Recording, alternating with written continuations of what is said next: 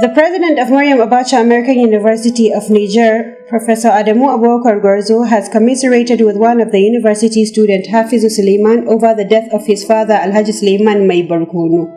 The deceased died recently at his residence in Bakinkura Quarters, Bauchi local government area of Bauchi State after a brief illness. The condolence message was contained in a statement by Professor Gorzo and issued to newsmen in Kano on Wednesday. Professor Gorzo described the death of Alhaji Mai Barkono as a great loss not only to the immediate family but to Bauchi State. On behalf of myself and the entire staff and student of Maryam Abacha American University of Niger, I wish to extend my deepest and heartfelt condolence to Hafiz Suleiman, a 300-level medical laboratory student of the university, over the demise of his father, Alhaji Suleiman Mai Barkono. He prayed to Almighty Allah to give the bereaved student and all members of the family the strength and courage to bear the irreplaceable loss. He also prayed to Almighty Allah to grant the deceased the highest level of Jannah.